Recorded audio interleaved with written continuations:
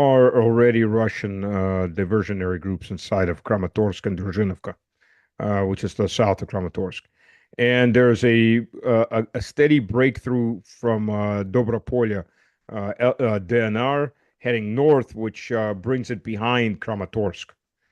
So you start to envelop them from that direction too. Hmm. So yeah, they're being enveloped. I mean, it's questionable how long the Ukrainians can hold out because from Krasny Liman, Slavinsk, and the surrounding areas are just are below you on an open sheet of paper, basically. It's flat Hmm. plain. So if you're doing artillery barrages or drone warfare, it's all open for you. Try getting try getting stuff in. Hmm. It's you got to run the gauntlet. Aryokov is tactically surrounded.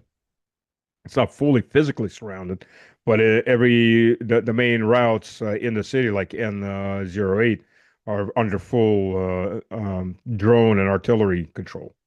So they're basically cut off. Well, Um, what about, what I could understand it initially, but now I don't think it makes any sense anymore. Uh, Destroy the bridges, destroy the logistics lines coming across the Dnieper. oh, That yeah. yeah, shut that down completely and starve whatever is left over on the east side of the Dnieper. Yeah, I was taught how to plan war operation at theater level, at a core level. Yeah, core level, you don't give a damn about who's sitting in the trench in front of your units. You don't. That's a problem with that brigade commander, a battalion commander, a company commander, that platoon commander. That's his problem. It's not your problem. Your problem is how does that guy get fed? Where's he getting Yeah, his ammunition from? Okay, we cut that out because no matter how badass your army is, if they're hungry and out of ammo, yeah, you got a bunch of hungry out of ammo guys that are going to be either surrendering or dying in place, yeah, or running for you. exactly right. That's the reality of it. As Napoleon said, an army moves on its stomach. It, Yeah, it does appear that over the course of the last 2 weeks, as the Russian refineries were being hit, that Russia in turn is blowing up every sort of gas station left in the eastern part of Ukraine. Yeah, it's the Ukrainians have gone over to using the drone launchers that they're using are, I mean, it's a smart move from their side. They're mobile on these light Gazelle trucks, right? Hmm. They're used gasoline. They're not heavy trucks that use diesel. They're used gasoline trucks. And they drive around and they pop two drones off and they're on catapults and drive off. Well, you got to fuel them up somewhere. So that's a strategy. You destroy every gas station anywhere near it.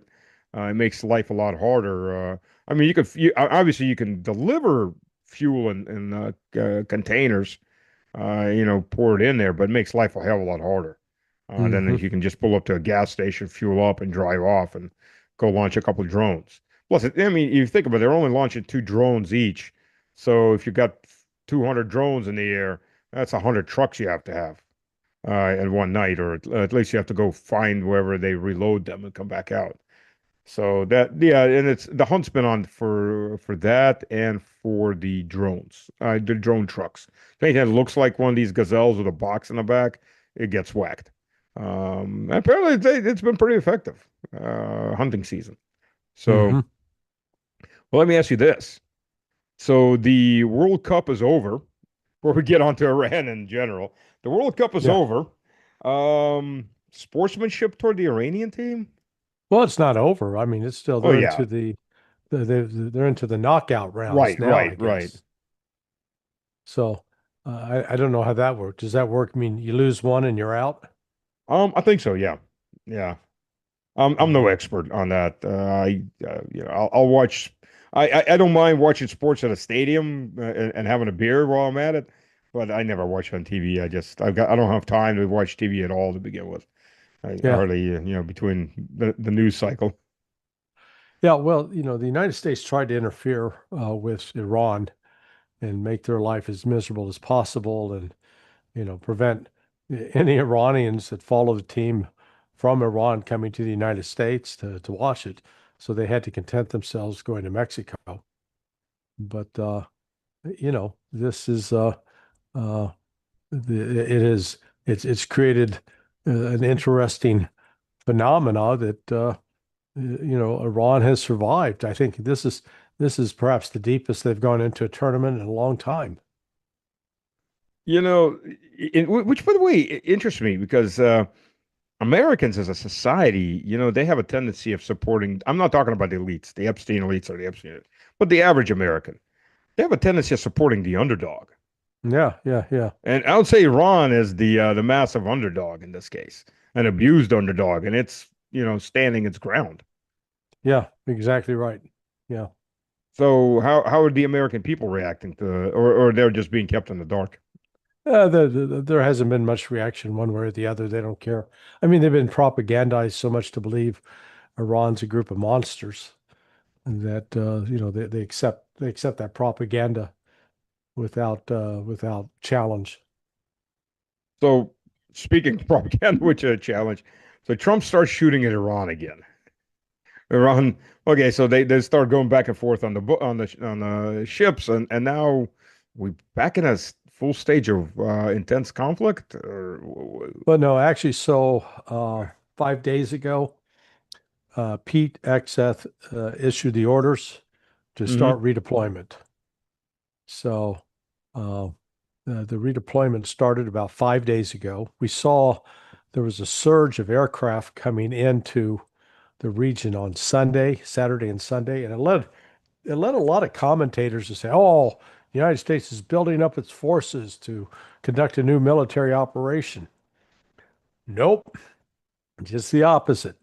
They are the Uber. They got the Uber call. The Uber driver showed up and is picking up passengers and hauling them back to Conus. That's what's taking place. So what's with the shooting? Because I mean, the U.S. has started shooting Yeah, again. yeah, and again, look at so you step back and say, okay, how many casualties? None. What did they actually hit? They blew up some sand. So um, it because I double checked with a buddy who was familiar with sort of the BDA coming out of it, and he described it as military political theater. Oh, jeez. So the United States started it. The United States violated the MOU by initially attacking Iranian positions on the Strait of Hormuz, but um, it really didn't inflict major damage. But then Iran said, "Well, okay, fuck you and your mother that rode in on the train with you." They fired back, and that was Friday. Uh, then the next day, the U.S. tried to put two more large oil tankers through the Omani Channel. Yeah, they did a different route, as I recall, through Well, they're trying Amman. to they're trying to put it right off the coast of Oman, and Iran immediately retaliated this time with greater force. And so then the United States decided, well, we're going to retaliate against Iran. Now, again, there's nothing in the MOU that prevents Iran from doing that.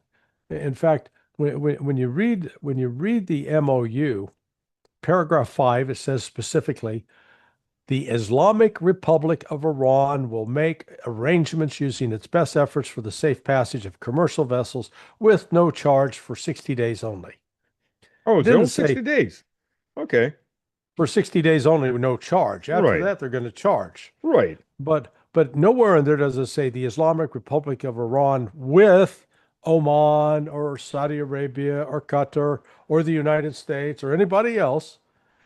No, it says exclusively the Islamic Republic of Iran, period. Nobody else. So go with that. That's what Iran did. And nowhere in there did it say Iran could not challenge or take action against a ship that refused to follow the protocols that Iran has established under the Persian Gulf Strait Authority, the PGSA. They've established protocols that you must follow. Any ship wanting to pass through the strait, make an application, submit the information to the IRGC, and IRGC will give you a go or no go. That's all. And instead of doing that, the United States tried to circumvent it with these other ships. Iran struck back at those ships. Then the United States used that as an excuse to attack Iran in violation of the MOU, paragraph 1. So Iran retaliated. It had the follow-up exchange. The same thing happened on Saturday. Only this time, Iran was more forceful. But again, when I checked with my friends on the BD, the battle damage assessment side, it was just Iran bombed the hell out of some airfields that didn't have any aircraft on them. So the fact of the matter is, the United States is the Fifth Fleet is Hmm. withdrawn from Bahrain. Yep. Headquarters is it's there in theory, but there's actually no staffing. There's just a skeletal crew maintaining some systems that are left at Al Udeid Air Force Base. The KOC, the Combined Air Operations Center, man, that's been packed up and moved back to United States. I Really? think To it's the United States? I yeah, thought they were going to it's in relocate somewhere around Israel or Turkey. nope, it's in South Ooh. Carolina, Oh, Shaw wow. Air Force Base. Yeah, Wow. yeah. So this is so the United States now is it's not it's not deploying troops to say, okay, we're going to see how long we can stay here. We're going to bolster our presence. We're going to reinforce. No, it's just the opposite. They're getting out. So as this drawdown continues, uh, Israel will have less and less insurance to draw upon because it always figures, well, if we get in real trouble, we always got Uncle Sam here to cover our back. And Uncle Sam's basically saying, we're not going to be there for you. You're on your own. Yeah, while I was in Donbass, our time was limited, and so I wasn't paying as much attention because I was spending a lot of time driving Yeah. or in meetings or videotaping. But from what I understand, the U.S. has got which Russia, by the way, Russian intelligence did warn the Iranians about. It seems Uncle Sam's got at least a couple of the Kurd groupings in Iraq to Yeah. attack into Iran. Yeah. I'm looking at that saying, what are they thinking? To make any kind of incursion into Iran, what's your logistics tail? Show me that. I'll show Show me you the that you can. logistics tale. Syria. Yeah, What did Trump just do to the Syrian Kurds? yeah. They're on their own. They've been they've been designated cannon fodder of the month. Yep. There you go, Erdogan and Mr. Al Jilani head chopper. Have at them. They massacred him. Yeah, no, the Kurds keep trusting the Americans. Americans, oh, we got your back this time. Yeah, Yeah. they got your back like your prison cellmate has your back in prison, and you're getting raped. That's Hey, that's that's how they got your back. have you heard of? I'm sure you've heard of this guy. He calls us a professor, but from what I've read, he's actually just a high school teacher in China. Uh, Oh, that Jiang, Professor. Yeah, Zhang He I Quinn. I I I ignore him. The I guy's do a too. fraud. I put the I, guy in as a fraud. I did too. And and he came up with this. Oh, the U.S. is secretly compiling 650,000 combat troops, not troops, but combat troops. Like so, 3 million troops in all. Yeah. Where? Yeah, where? Well, considering the army right now, the army's current size is 450,000. Yeah, I know. I mean, That's if you good. scrape everybody together. No, I don't understand how a guy like that can all of a sudden, I mean, he got major attention. He got Oh on a yeah. lot of major channels, just came out of nowhere. And people say, "Oh, Johnson, you're just jealous because you didn't get on those channels." No, no, I could give a shit. But I know sort of how the game works in terms of if because it would be one thing if he was a known celebrity. Well, he's not. He is unknown. And then all of a sudden, and he's not known for writing some great books or writing some, taking some, big positions on issues. But then all of a sudden, he's getting all this attention. And when you listen to him, you're thinking, that's the craziest shit I've ever heard. Uh, the Pax Israel. Yeah, did you hear about that one from him? The No. Israeli Empire that's going to bring peace to the Middle East, a piece of the Oh, boneyard. yeah, yeah. Oh my God. Yeah. 8 million arrogant pricks. It's yeah. When I heard that one, I had my doubts on him. Whoever heard that Pax Israel is like, yeah, okay, he's full of crap. But yeah, Yeah. 650,000 combat soldiers. I don't know. I guess they're gonna take up all of NATO and then all of Turkey and then dig up some more out of the graves. I don't know when they're gonna get those troops, and they're gonna hide them all on the Iranian border apparently, waiting for winter to come in and the cool Yeah. season. Yeah. Yeah. No, this is but right now what has me legitimately concerned is that the provocations by Europe are Yeah. growing, not diminishing. And at some point, they're going to cross a line and Russia will retaliate and hit targets inside Europe. And then it's not that the Article 5 will be enacted universally across the board and there'll be a war with NATO. It's going to it'll fracture Oh NATO yeah. right away. But then it's going to be those countries will have to decide because their only option after that is to potentially try to use a nuke. Yeah. And so this is, this is where it gets dangerous. But I used the thought experiment with Jim Webb today, and Jim's a great young guy. I know his dad, and got to spend a little time with his father 20 years ago. But Jim was a Marine, and I said, "Okay, Jim, let me give you a scenario. The Sinaloa cartel starts hitting multiple American cities with missiles and drones. And those missiles and drones are all made in China and Russia. And they're killing American civilians and kids. What do we do?" And he said, "Well, of course, we would reach out to destroy the Sinaloa cartel, and we'd also go after those who were providing those weapons." And I Yep. said, "Exactly right," which is what Russia's going to do one of these days. Yep. From the Russian side, they said that, if any of these missiles come flying in, this is from the Kremlin. If any of these missiles come flying in from Europe, then it's game on. But, I disagree with using the Ukrainians as the whipping boy, because the Europeans are feeling very comfortable right now. Yeah, yeah.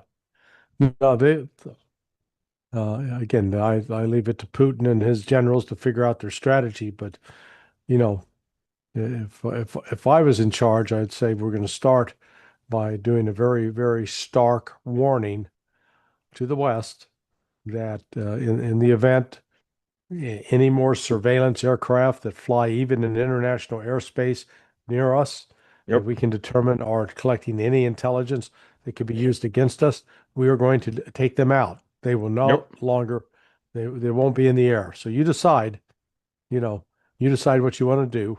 We're just telling you what we're going to do. Yep. Oh, I agree. 100%. 100% agree. And I just flat out tell the Europeans, any terrorist attacks like this, whatever's made in is stamped on the engine or the wings or what have you. That's the plant that's going to get a visit. Yeah. I wouldn't go work there. I would call in sick.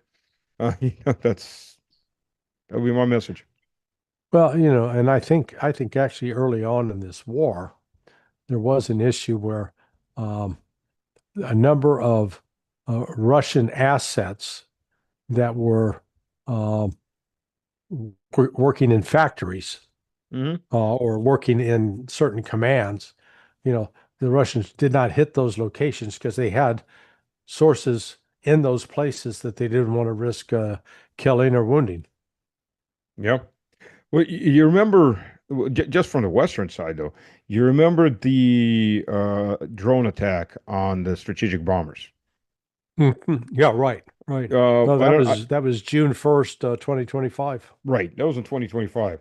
The trucks were prepared in a garage. I think it was in Chelyabinsk, the garage location. So the couple that actually owned that garage and did that, they fled into Kazakhstan, and they were boasting about it. They moved to Russia back in 2018.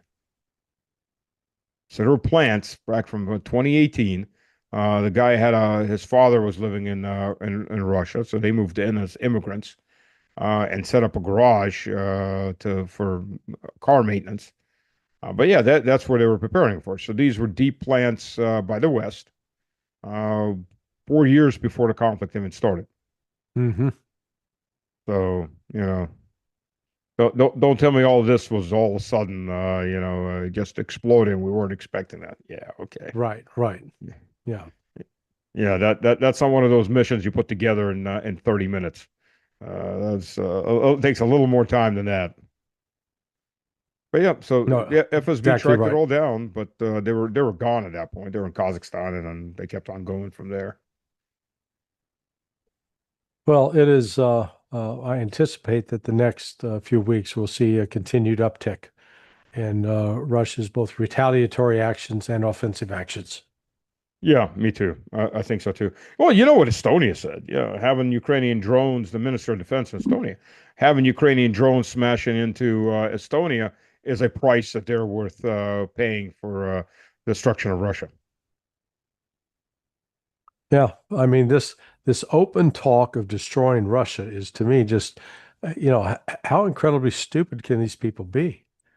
It is, when you make an open threat like that, it has to be taken seriously. It has to be uh, countered.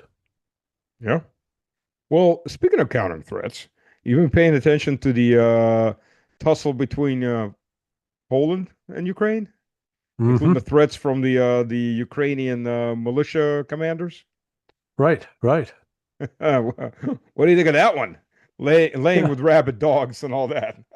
Well, again, it's a reminder of the foolishness that is on display. That I've in fact I could never figure out why Poland would be backing Ukraine initially, given the history of the Banderaites with the Volyn massacre. They killed well over 130,000 Poles, men, women, and children. It was It's like, 300,000 through all of Western Ukraine, hmm for the other massacres included. yeah, yeah. I mean, so it made no sense whatsoever. And like you look at it and say, what are you people? Why are you selling this out? Uh, it is it it's mind-numbing. And then finally they caught up with it. They said, "Hey, we're taking away the award we gave you because you're a Nazi." Well, no kidding. Yeah, I know. What gave it away? Yeah. Well, welcome to the game, guys. I watched a documentary about 5 years ago, and it was made by a British lawyer who traveled to both Germany and met with the sons of Hans, the son of Hans Frank. Frank was the governor of Poland, and it was under Hans Frank that all of the death camps were established at Auschwitz, Birkenau, at Chelmno, uh, at um, Majdanek, Sobibor, Treblinka, uh, and then the other was the guy he was the Hans Frank equivalent in Ukraine, and his son, and these guys were like in their 70s at this time, and this was made like 10 years ago, so they were now old guys, and when they went to Ukraine and they went to this one celebration, and here's all these Ukrainians dressed up in full Nazi regalia, marching around, doing the Nazi salute. And one of the guys dressed as a Nazi came up, and when he realized that this 70-year-old man was the son of von Wachter, I think was the guy's name, that was von Wachter's son. Oh man, we wish your father was still around. He knew how to take care of these Jews. Yeah, yeah. They didn't read Uh, the rest of the plan, what their fate was going to be after the war. yeah. So the point was that this, and the presence of these guys still commemorating the Nazis after 75 years of the war. And it's like, what's wrong with this picture? Yeah. Oh yeah. Yeah. But you notice in February of 2022, it all got whitewashed. Oh yeah, yeah. No, Instant whitewash. yeah, everybody. Oh no, we love we love us some German Nazi heritage. Yeah. Yeah. Oh, the Ukrainian. Well, they're kind of Nazi light, but they're really nice and fluffy and white, friendly Yeah, types. They're like little yeah, kitties. yeah, Yeah. Yeah. yeah. Exactly right. It's pathetic to watch. But by the way, there was so Zelensky told Novorossiysk to go screw himself. He'll pick whatever heroes he wants. Considering Poland's only feeding them. And there was a right sector commander that came out and said, keep talking and we'll go over there and start killing Poles. You want to see Ukrainian drones over Poland, do you? You talk about direct threats of genocide. Yeah, and then, but then you get the likes of guys like Sikorsky making excuses for these clowns. Oh, Mr. Applebaum? Yeah, yeah. Sikorsky's son is in the U.S. Army. No, I didn't really. Yeah, yeah. I mean, there's no conflict of interest there. Minister of Foreign Affairs for Poland, son in the U.S. military, wife's leading neocon. No, no conflict of interest. Oh boy, I guess not. Yeah, yeah. You can't make this stuff up, man. I mean, yeah, yeah, I'm telling you, if 20 years ago you were to write a book about what's going on today, you'd never get published. Yeah, they'd say no, that's too far-fetched. That's too crazy. That couldn't happen. It makes Tom Clancy's books look tame and kindergarten like. Yeah, yeah. No, we're certainly in a transitional age, that's for sure. That's a soft way to put it. The only question is, what are we transitioning to? On what node do we end this? Do we transition to something better or to a nuclear holocaust? Mad Max. Yeah, if you had to put your money on where the broader war will break out, is it going to be in the Persian Gulf or is it going to be Ukraine and Europe? I'd say it's Ukraine and Europe. Yeah, me too. Me too.